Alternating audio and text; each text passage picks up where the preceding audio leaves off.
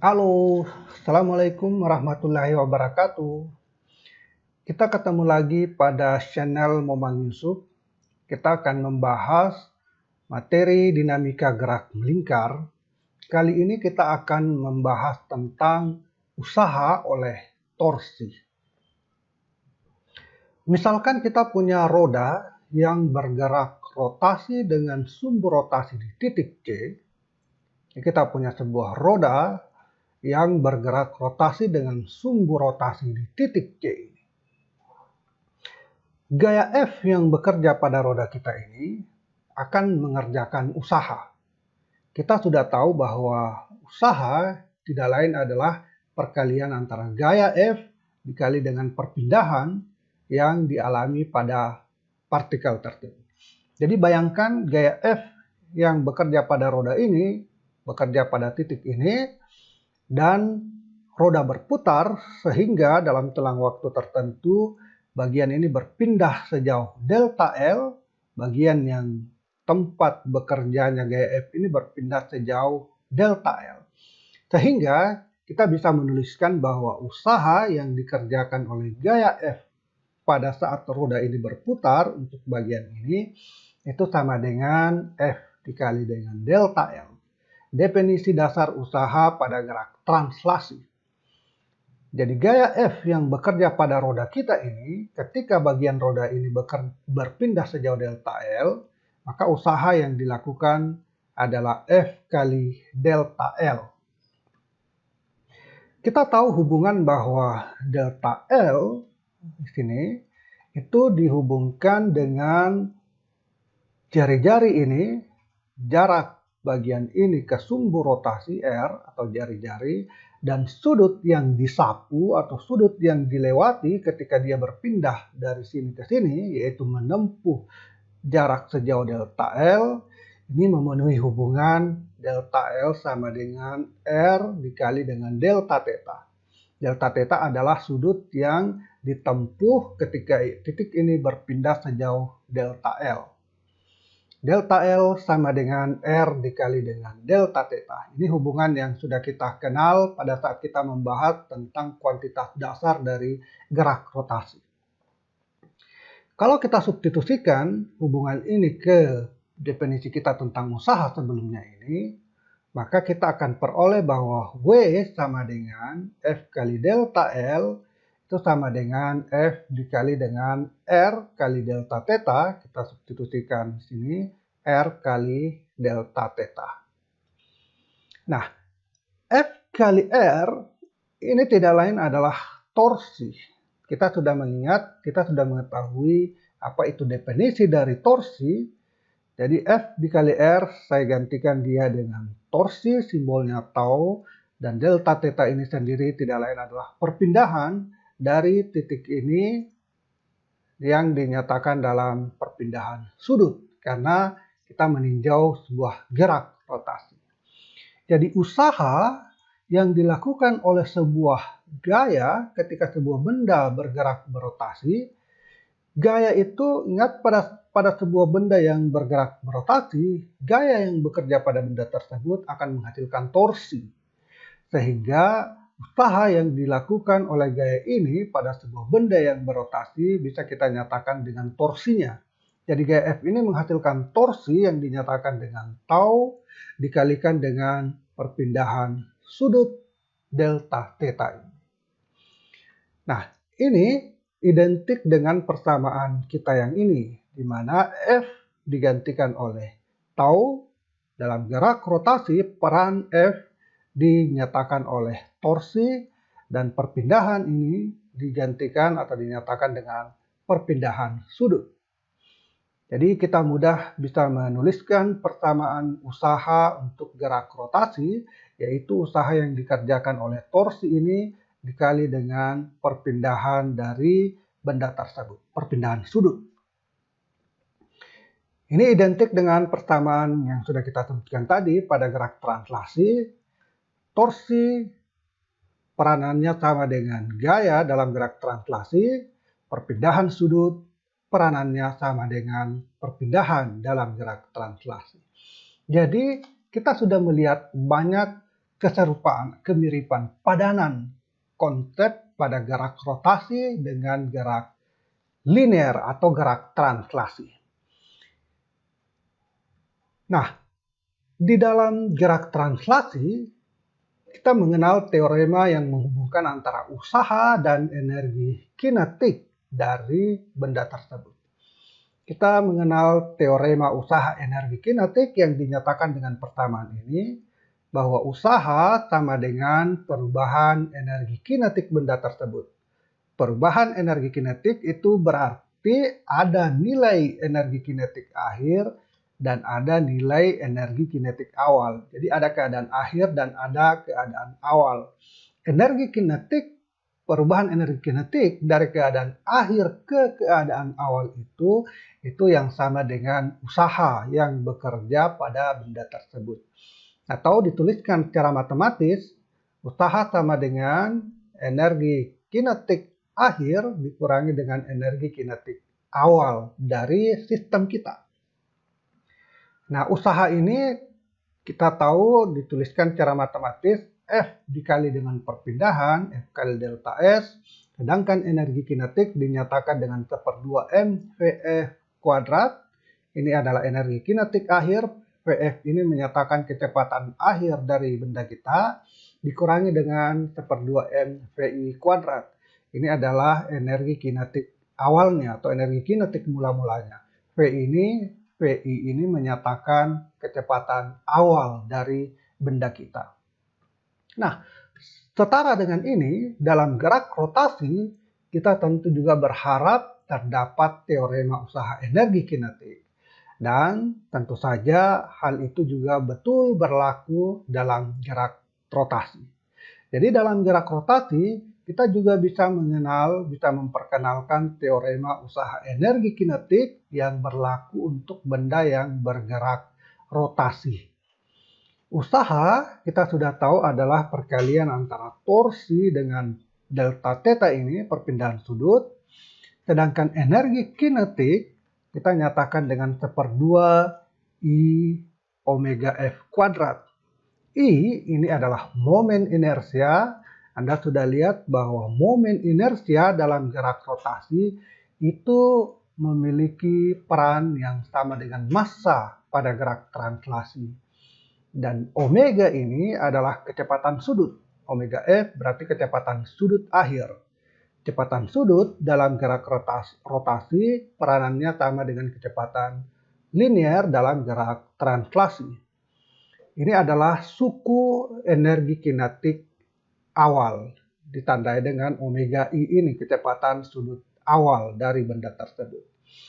Jadi dalam gerak rotasi juga kita bisa memberlakukan teorema usaha energi kinetik rotasi, bahwa usaha oleh torsi pada benda tersebut yang bergerak berotasi sama dengan perubahan energi kinetik rotasi dari benda tersebut. Yaitu energi kinetik rotasi akhirnya dikurangi dengan energi kinetik rotasi awalnya.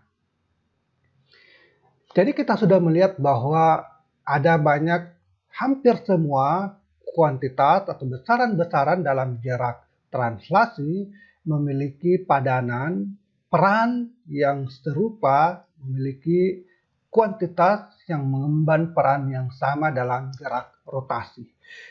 Ini kita tampilkan tabel dari beberapa kuantitas-kuantitas tersebut.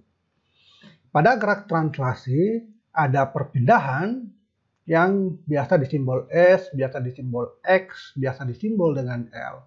Dalam gerak rotasi, perpindahan ini memiliki peran yang sama atau peranan perpindahan ini dalam gerak rotasi diemban oleh konsep atau kuantitas yang disebut sebagai perpindahan sudut.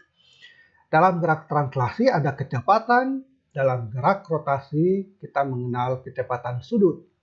Dalam gerak translasi ada percepatan yang sering kita tambahkan sebagai percepatan linear atau percepatan tangensial. Dalam gerak rotasi kita mengenal percepatan sudut yang peranannya sama dengan percepatan dalam gerak translasi. Ada massa dalam gerak translasi. Untuk gerak rotasi peran massa ini diemban oleh kuantitas yang kita sebut dengan momen inersia. Kita sudah melihat seperti apa momen inersia itu pada video sebelumnya. Dan kita sudah melihat bahwa gaya pada gerak translasi, fungsinya atau peranannya diemban oleh kuantitas yang disebut dengan torsi yang diberi simbol tau ini. Itulah beberapa padanan antara kuantitas dalam gerak translasi dan gerak rotasi. Sehingga dengan mengetahui kesepadanan ini, jika Anda mengingat sebuah persamaan mekanika, persamaan kinematika atau persamaan dinamika dalam gerak translasi, maka Anda bisa berharap untuk mendapatkan persamaan yang sepadan dalam jarak rotasi dengan mengganti kuantitas-kuantitas atau variabel-variabel dalam persamaan tersebut menjadi persamaan atau variabel yang sesuai pada gerak rotasi. Oke, sebagai contoh dari apa yang kita pelajari tentang hukum kedua Newton, mari kita lihat sebuah contoh.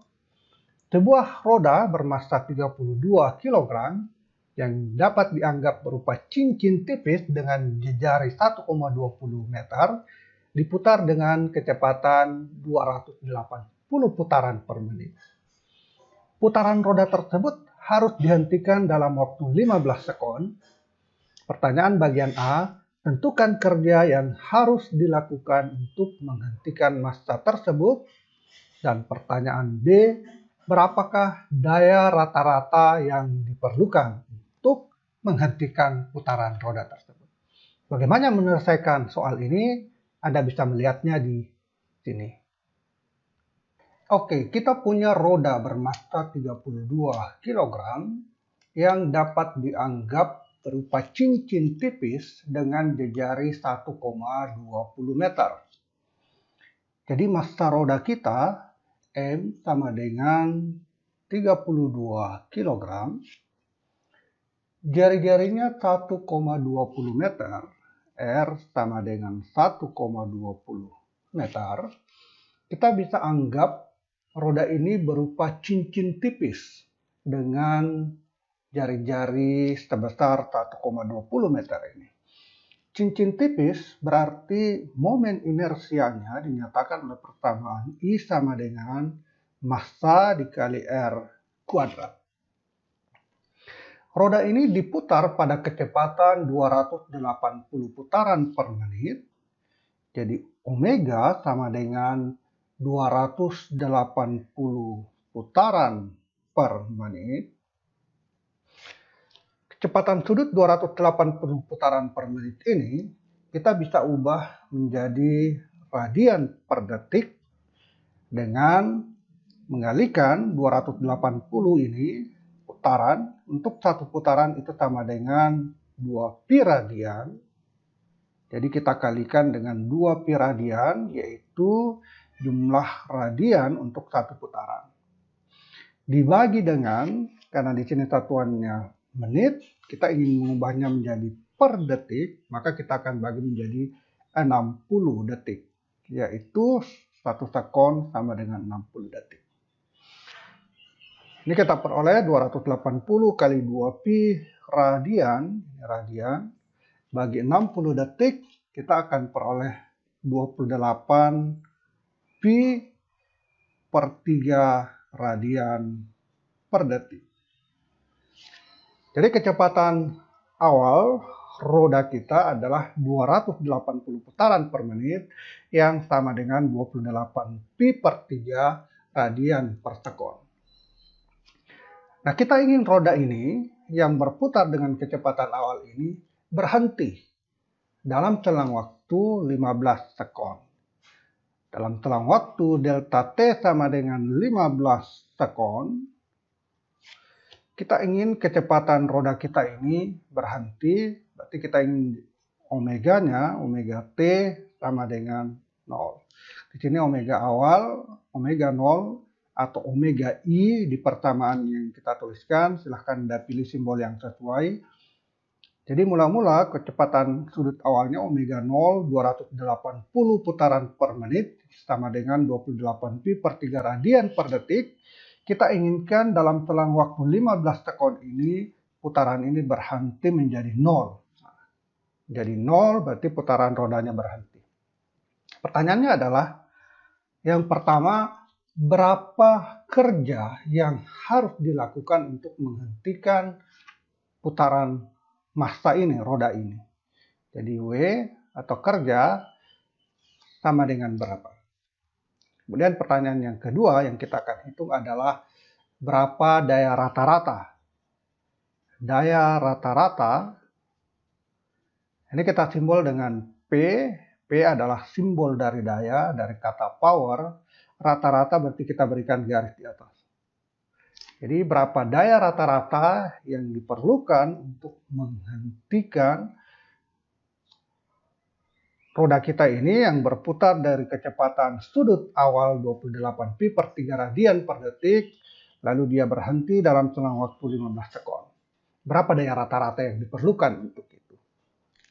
Nah, kita sudah tahu bahwa ketika sebuah benda mengalami gerak rotasi, maka usaha yang diperlukan untuk menghentikan gerak rotasi tersebut itu dinyatakan oleh persamaan W sama dengan usaha yang diperlukan oleh torsi, karena dalam gerak rotasi adalah torsi yang menyebabkan terjadinya rotasi tersebut. Jadi usaha yang diperlukan oleh torsi tersebut dinyatakan oleh persamaan torsi dikali dengan delta theta. Torsi dikali dengan perpindahan sudut. Ini identik dengan usaha dalam gerak linear yang dinyatakan dengan persamaan W dalam gerak linear, W sama dengan gaya dikali dengan perpindahan. Dalam gerak rotasi, gaya ini F digantikan dengan torsi, perpindahan linear digantikan dengan perpindahan sudut. Itu kita sudah tahu dari materi kita tentang usaha pada gerak rotasi. Nah, kita butuh torsi. Torsi dinyatakan oleh persamaan momen inersia I dikali dengan percepatan sudut dari benda yang berotasi tersebut. Momen inersia karena benda kita adalah roda yang bisa dianggap berbentuk sebagai cincin tipis, dan kita sudah mengetahui bahwa untuk bentuk cincin tipis, momen inersianya diberikan oleh I sama dengan mr kuadrat. Jadi kita bisa menghitung momen inersia ini dengan persamaan mr kuadrat. Percepatan sudut delta theta, kita bisa hitung dari informasi ini bahwa mula-mula dia bergerak, berotasi dengan kecepatan sudut awal 28 pi per 3 radian per detik. Kita ingin dia berhenti atau kecepatan sudutnya menjadi 0. Dalam selang waktu delta T, kita bisa menghitung berapa delta theta atau perpindahan sudut yang ditempuh ketika dia mengalami perubahan kecepatan dari alpha 0 ini menjadi omega 0 ini menjadi omega 0, omega akhir yang sama dengan 0. Kita butuh alpha yang akan diperlukan dalam persamaan kita ini untuk menghitung torsi, dan kita juga membutuhkan alpha ketika menghitung perpindahan sudutnya. Karena perpindahan sudut diberikan oleh persamaan. Salah satu persamaan yang bisa digunakan untuk menghitung perpindahan sudut dari roda yang berotasi ini, ingat materi kita tentang gerak berotasi berubah beraturan. Delta theta bisa kita hitung dari persamaan ini. Omega T kuadrat sama dengan omega 0 kuadrat ditambah 2 kali alfa dikali delta T. Jadi omega T kuadrat, kita inginkan dia omega akhirnya sama dengan 0.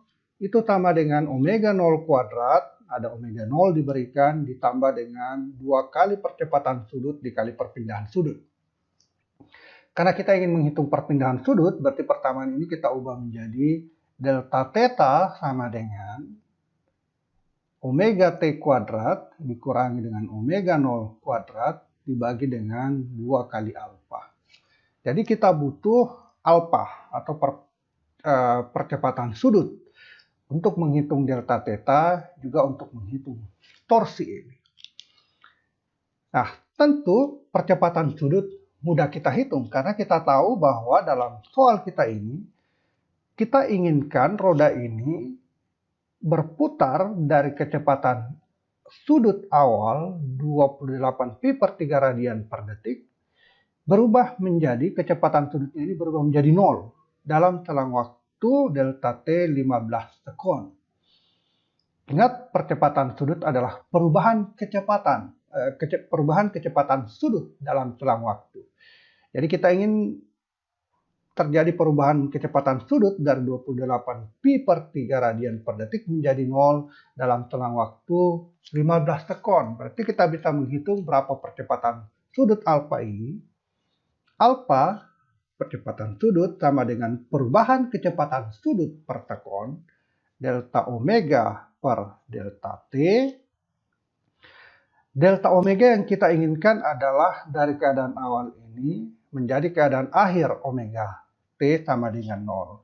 Berarti delta omega adalah omega akhir dikurangi dengan omega awal dibagi dengan delta T. Omega akhir yang kita inginkan adalah 0. Dikurangi dengan omega awalnya, kecepatan sudut awalnya adalah 28 pi per 3 dibagi dengan delta T 15 sekon. Dari sini kita peroleh percepatan sudut akan sama dengan min 28 pi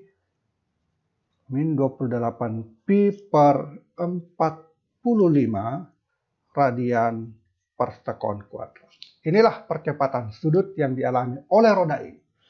Dia bernilai negatif karena percepatannya berkurang. Kecepatan sudutnya berkurang dari nilai 28 pi per 3 menjadi 0. Karena kecepatan sudutnya berkurang, maka nilai percepatan sudutnya 0. Jadi karena kecepatan sudutnya berkurang, maka percepatan sudutnya sama dengan 0. Ini lebih tepat istilahnya perlambatan sudut. Tapi kita tetap menyebutnya sebagai percepatan yang bernilai negatif. Nah, kita sudah mengetahui percepatan sudut yang dibutuhkan untuk menghitung perpindahan sudut yang kita butuhkan di sini. Kita juga membutuhkan percepatan sudut untuk menentukan torsi yang akan kita masukkan ke sini. Jadi sekarang kita bisa menghitung delta theta ini. Delta theta sama dengan omega T kuadrat. Kecepatan sudut akhir yang kita inginkan adalah 0. Berarti 0 di sini kita kurangi dengan omega 0 kuadrat. Omega 0 kuadrat adalah 28 pi